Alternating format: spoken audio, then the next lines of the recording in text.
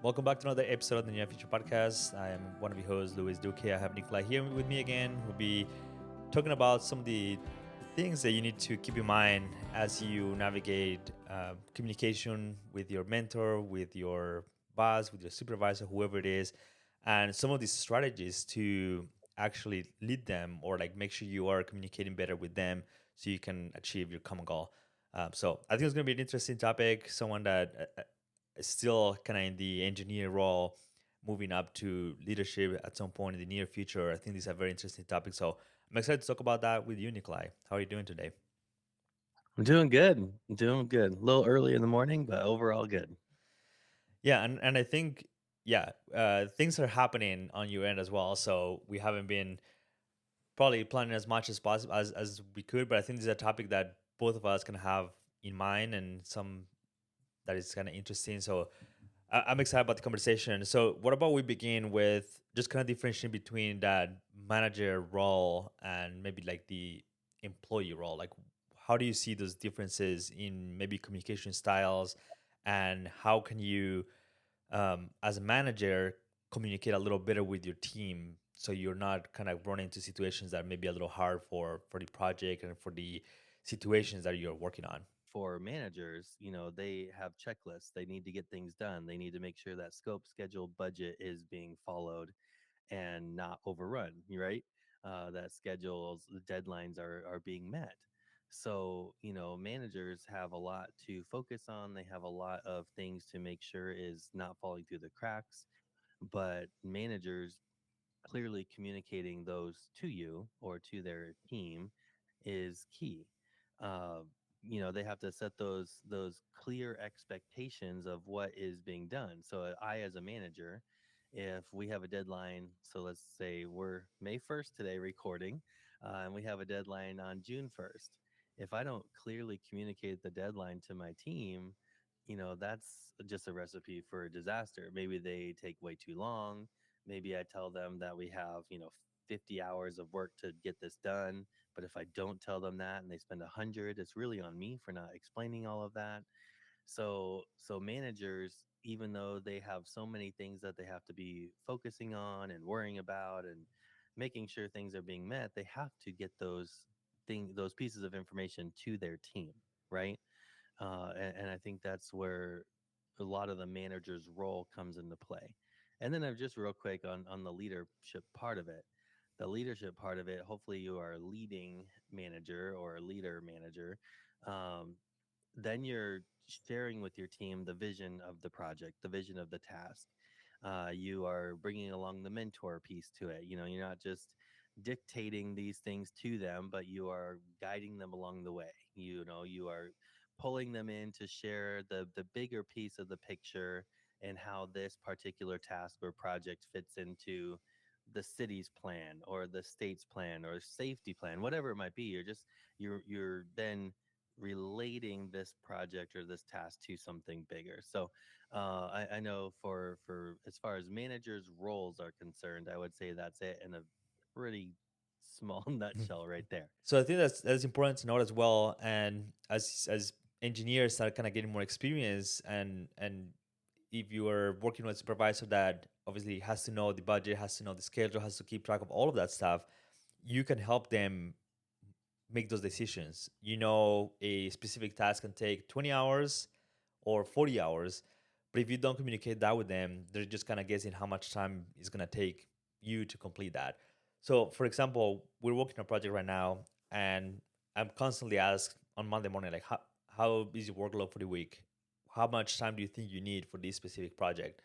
And sometimes it's hard to say. Like, sometimes you can say, hey, I need 30 hours this week to work on this project, but I ended up working maybe 40 or 50 hours. um, you need to be communicating that with your team as well. So as the week progresses, and I have one of my notes here is just communicate, communicate, communicate. Like, you need to be always communicating with your team. If you are on track, communicate that. If you're not on track, communicate that. Because if you, especially now that I'm remote, like, I need to be always kind of communicating, chatting them throughout the day, and making sure I am making myself available to that communication. And I think that's kind of a big part of leading up, especially because when you are in a position as an engineer, you actually have quite a bit of control over what gets communicated. If you're not telling your supervisor, hey, I'm really busy, I'm not gonna get to that today, he's just gonna give you more work because from his side, he sees how much work he's giving you. But then if you're working with two more supervisors or two more people, project managers giving you work, it's gonna be hard to for them to really estimate how much work you have in your hands. Yeah, for sure. I mean, you need to clearly communicate everything that you just mentioned for sure. And then I think one other thing is you can so we're talking about leading up. Um, you can have that influence over your manager by asking them questions or trying to ask guiding questions, I guess, on seeing where they want to go, or maybe you see something that a project is happening and you don't think that's following the standard. I mean, being assertive enough to stand up and say, hey, I don't know if this is the right thing. Like, don't wait for your manager to find these things. If you can help them to find these and discover these items beforehand, or give them an opportunity to speak up and re-guide the team if that is required, the earlier you can do that, the better. So it's on you to lead up and take that assertive action and that proactive action to communicate with them, for sure. I think one other thing is there have been times in my career that I felt like maybe the project was going the wrong direction, or we were not following the right rules, and it just didn't really feel right. And so you also have to watch the approach that you take with your manager too, and understanding their communication style will be key, because they may not appreciate young not I don't want to just say a younger person, but maybe just people in general. They don't appreciate somebody in general dictating to them, and they might want you to, or would prefer that you approach them more of a question type of approach, rather than a dictator approach.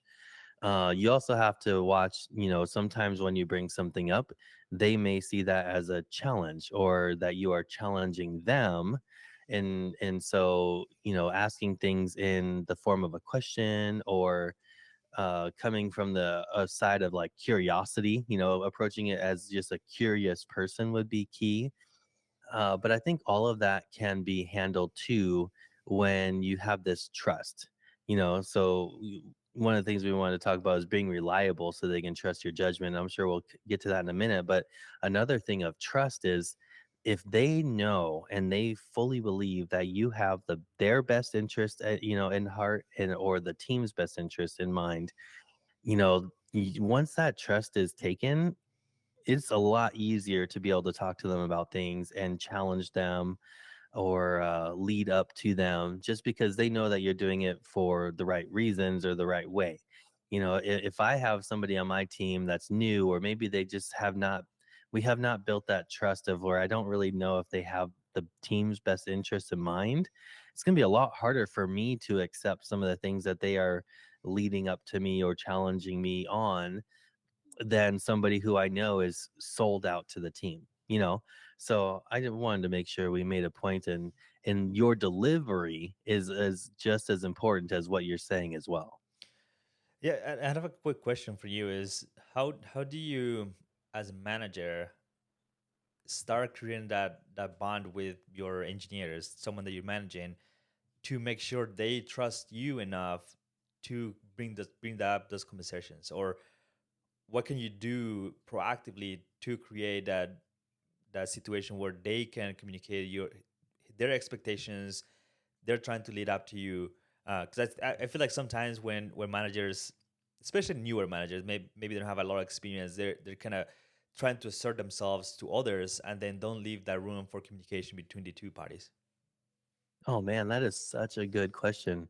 So uh, I joined another company 6 months ago. I actually just hit my 6 month mark last week. And so I come into a team and they have no idea who I am, and they don't trust me yet at all. And so that I had to do exactly what you just asked, is then, and so some of the approach that I did is a lot of how I use my language all the time. So being consistent with my language. I always use we. It's never you or me. It's always we. And it just shows them like, hey, we really are a team. Any decision that you make is going to affect me as well, right? So this is a we conversation. This is a we thing. Um, I had an employee who did not want to continue working on a project, and that affected me. I had to get involved. I had to talk to the other manager that just to say, "Hey, my employee is no longer going to be on this project." Like it was a thing. It was we, right? But I think getting that sharing with your team that you are in this together is big. I think I can tell them until I'm blue in the face that I have your back. But until they test me on it, they're really not going to totally trust me because it's just words up until that point. So I've had now, but then as a manager too, when they do bring me into maybe a difficult situation, maybe they have an issue with the program or an issue with a person or whatever it might be, I know at that point we've started to build this trust of okay, they trust me enough to come alongside with them. So I think words are words, and I do try to communicate as much as I can, but then I just try to show them like, hey, I'm in your corner. Whatever I can do to help you, I can do. I try to go out of my way to find ways to help them early on, and that has always just kind of helped buy into that trust a little quicker, or at least tried to build that trust quicker. Yeah, and I think that exactly what you said is very important. Is just again communicating with them constantly and making sure they feel like they're part of the team. But I also think that that first interaction when they actually trust you to bring something to them, it's is really key because it depends basically the future of your relationship. If you at that time just shut them down and say, "Hey, I don't have time for this. I'm too busy," or "Yeah, I don't want to talk about that," they're never gonna come back to you and bring those conversations again. If they, on the other hand, are opening and listen to you, I think that's when you start building that relationship. So that first interaction, I see it as probably the most important one out of all. Yeah, and I have one other quick note on that is, I talked about them trusting or bringing me to help them with an issue, but I would also say that first time that they lead up to me, where they are asking me something, they are trying, to improve the team or improve me, the way I react to that is also really key too. And so if somebody says something about the schedule and then I snap back at them, that's not going to go well. So from the manager's side of things, yeah, there's a lot of things that we have to be careful on how we respond and how we accept this. So if you are going to then teach, and so I try to actively teach my team on how to lead up. I try to. I mean, just last week, I'm at a point where I can't take on any more, and I'm kind of at this survival mode just for another 2 weeks or so. And so I talked to one of my team members, and I told her, I said, I need you to lead up a little bit more. If you see I'm going off topic, or you see that I'm going off like we're not getting all of the deliverables quite ready, like I'm asking you to call me out on it. And so giving her kind of that empowerment to do that, I think has gone a long way as well, because now I have just another person who's kind of buying into this team and buying into this. And also she's being stretched. So there's so many positive ways, but I was asking her to lead up. So if we, if managers are going to do that, we have to be ready for it and not get our feelings hurt or whatever it might be if they did kind of bring something to our attention that maybe we wouldn't have loved to have them bring Yeah. up to our attention. But you know what I mean? It's just there's just lots of positives here all the way around. Yeah, yeah, and I think it's important to be open minded as well. I've told everyone at the company like I want feedback, even if it may be hurtful, if maybe like dry and maybe not as sugar coated as feedback usually comes. But if I'm not receiving that feedback, I'm just gonna continue doing the same things I'm doing and trying to improve on the things that I see from my perspective may need to be improved, but it's hard to tell what other people are thinking as well. So having that clear communication, that trust, that I am opening to them and saying, "Hey, just give me the feedback. It can be raw. It can be maybe you feel like it's harsh, but if I don't get it, I'm never gonna be able to improve on those things." So I think it's again from both sides. It's important to kind of open that communication. Let's discuss for just a little bit the situation where maybe that trust was never established or was broken or something. How would you, as a manager, change the situation? Maybe you had some issues with an employee, or like you said, you were just new at this company and you don't have anyone's trust, and you're trying to build that. How do you approach that from the manager side? And then I can go after that. Oh man, that's a we need to have you stop asking questions. Uh, no, great question. So I don't really know necessarily the right way of doing things, but a lot of times when I'm going through something, I will communicate what I'm going through with that person or with that team. And so if we're focusing on trust, I will have a conversation on trust, and I will probably share with them like, I don't know if I feel that I have earned your trust yet, and I would love to know how can we get there? Because we will never go as far as we can, and we can never be as great as we can be until we are an effective team that trusts each other. Like I will just have the conversation with them about it. Um, there's lots of actions that we need to do, and there's lots of things that we need to do, but I think just kind of bringing them into that and letting them see how I'm trying to grow as their manager, I have found that to be pretty effective and has built that trust faster.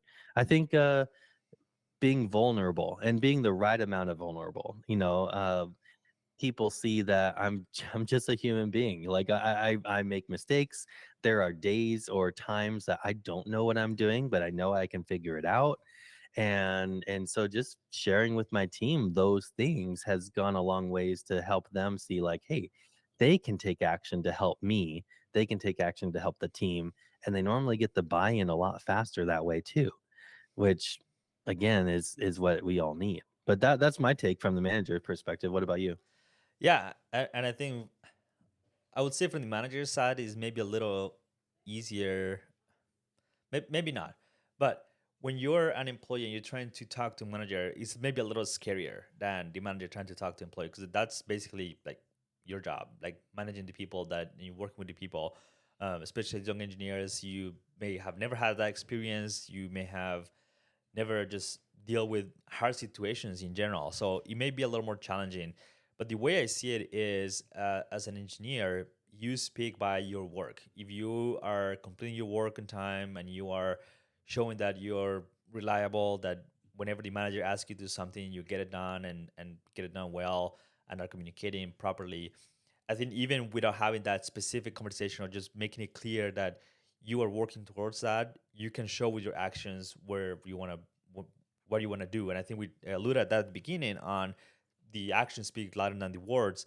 But at some point, you do need to have that conversation and say, "Hey, I know we probably we started on the wrong foot, and there's things that we may not have in common. Maybe things that we need to work together.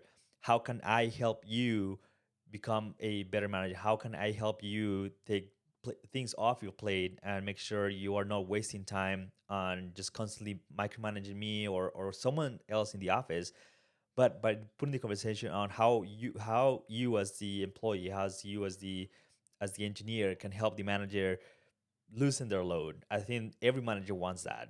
And if you are putting the conversation on helping them rather than them helping you, I think you're going to have a lot more success in those conversations as well. I mean, that's like the dream employee, right? To make somebody who makes my life easier is always a big deal. Yeah, I think some of the things, so in the leading up to your manager, you've kind of talked about talking about deadlines. You've said let your work speak for yourself. Sharing with your manager what type of work you're interested in working on, because then you're helping guide them on your career plan. Asking for feedback is a really big deal. Um, so all of those are really good examples of ways to lead up. But I think what you were saying about it can be a little scary. I will say the first 5 to 7 years of my career, I was not leading up to anybody. I put my head down, I get my work done, I was too scared to talk to a manager in that way. And I wasn't assertive at all. But I realized eventually that I had skill sets that they did not have, and I had strengths that they did not possess. And then I realized that's what makes me valuable to the team is I'm bringing these strengths that is missing. And once I started to see like that I had something to bring, I had something of value to bring, it gave me some um, just empowerment to go then do and have those conversations and be more assertive and speak up when I needed to speak up if it was in the name of improving the company or the project or the team. So, so yeah, I think me learning that is what it took for me to realize that I could lean up. I did matter, and my stuff, my work did matter. So if you feel that currently, so any of the younger folks out there that currently are feeling like, oh, I just need to get in line, you know, yeah, there is some truth to that, and I hope that you have kind of a the level of respect for the authority, but you can challenge authority and still have a lot of respect for them too, and you can do a really good job without just falling in line, so yeah, I would just hope that you get to that point a lot faster than I did, to feel that I did have something to contribute. Yeah, and I think at the end of the day, if you're not communicating your needs, and maybe you are, and maybe that's your just your personality, but at the end of the day, if you're not communicating that to your supervisor, you're never really gonna get those those opportunities or those experiences you want to get as an engineer that is just starting their career, and they will dictate what kind of work you get. They will dictate what kind of timelines you have to meet. So it's important just to at least have the conversations. Just it doesn't need to be anything formal. Just stop by their office and say, "Hey, I want to improve on this. I want to work on these type of projects. This is how my week is going." It can take 5 minutes, and that's all that needs to be. I don't think it needs to be anything too complicated. So just have those conversations, and if you don't vouch for yourself, it's gonna be really hard to really get the things that you want in your career. Yeah, yeah, no, I agree. Let's just recap some of the things I have here in my notes. So we talked about from the engineer's perspective, just be reliable. Just make sure your work is solid. Your work is every time they ask you to do something, you get it done and you communicate, and you're basically a great employee at that point. Communicate a lot. I think that's one of the important one, especially as engineers. I think we're afraid of doing that communication. But doesn't need to be anything hard. It could just be send an email if you don't like talking. Make that call and or stop by someone's office for 5 minutes and have the communication. Don't overthinking. If you like writing, just send an email. If you like talking, stop by the office, whatever works for you. But make sure you're communicating constantly with your team. Make sure everyone's on the same track. Go way above and beyond of your work. If they ask you to do something, make sure you get it done. But not only that, you start looking for ways to improve the way you're doing that work. Make sure you are being proactive on, let's say you are doing something new, you learn something new that no one else has done in the office in terms of design. You had to use this other code. Make sure you summarize that and send it to them and say, hey, I learned this new design method during this project. I want to share with you so we can use it in future projects. Little things like that go a long ways when you have a big team that's doing a lot of things. And again, it doesn't need to be too complicated. You don't need to put a seminar and teach everyone this new thing, but a quick email, a quick document really goes a long ways in that. And the last tip I had here is just initiate the discussion of work. Like every Monday, say, hey, what do I need to do this week? What's on my plate? Maybe I'm overworked or have I have too much on my plate this week. Communicate that with your team, especially if you're working with multiple project managers and you're receiving teams from work from different sides. If you're not communicating that with everyone, I think it's really hard to really stay on track and make sure you're reliable and these other things. So that's kind of from the engineer side. Do you want to just kind of summarize what you discussed from like the manager side, and then we can just wrap out this episode? Yeah, well, first off, I really love that last one where you said maybe every Monday, put something on the calendar, and that's just going to help you out as well for sure. Manager side, we have so much to communicate out, and sometimes we just assume that people can read our minds, or we assume that people will read those meeting minutes to a T. And no, we have to clearly communicate things, and we need to clearly communicate our expectations, the project goals, everything like that. Invite your team to lead up to you. Invite your team uh, to talk to you or bring things up to your attention that maybe is a blind spot of yours, um, which is tough because you are asking for that, and now you have to respond appropriately. So that would be the next one would be, when it does happen, because if you're going to invite them to do it, trust me, these young people, they are wanting to, right? So they will do it. So you just got to be ready for that. Teach them how to do it. That would be another thing when you're calling them to lead up to you. Maybe share with them, this is how I would appreciate you do it.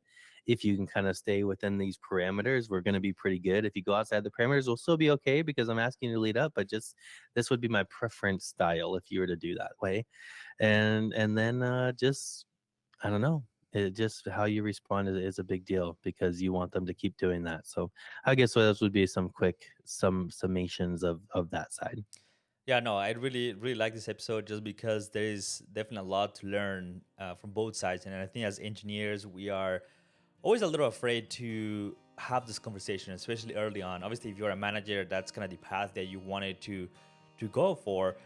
But as young engineers, sometimes we just want to sit back, do our work at the office, go home and do it again the next day. But there's a lot more to that, especially if you want to progress in your career, if you want to become a better engineer, if you want to really make an impact in society. So I think those conversations and not only that, but just knowing how to have this conversation early on is going to be really important and I think crucial to your career.